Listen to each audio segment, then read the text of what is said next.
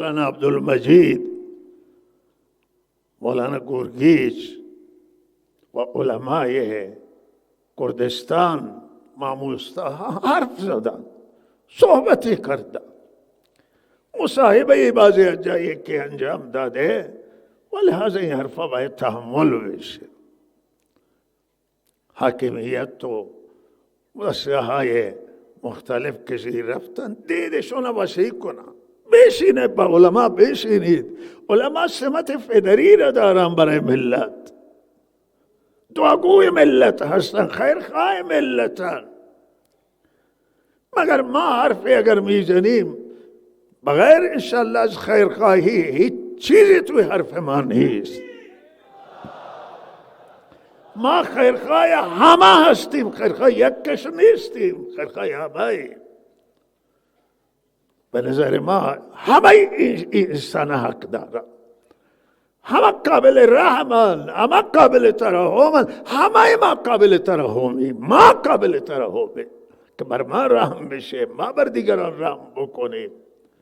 مولانا عبدالمجید حفظه الله همکار هستند و ایشون دلسوز بودن و ما امیدواریم که ایشون زودتر انشاءالله با تلاش مسئولان استانی انشاءالله برگردند. همچنان علمای کردستان بسیاری علمای شاخصان برجستان، دلسوزن. اینا حرفی زدن روی دلسوزیه، نه روی تخریبه، روی اصلاح، روی خیرخواهیه. آزاد بشن. سایر زندانی ها که زندانان، زنان، مردان، جوانان، هنرمندان، دانشگاهیان، از هر طیفی هستن، اینا را آزاد بشن.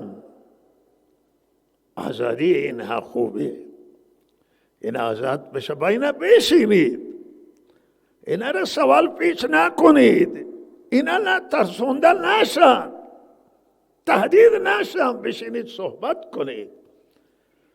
اشتباه دارند، اشتباهشون را روشنشون بکنید. حقی دارن، حقا بپذیریم، انصافش امینه.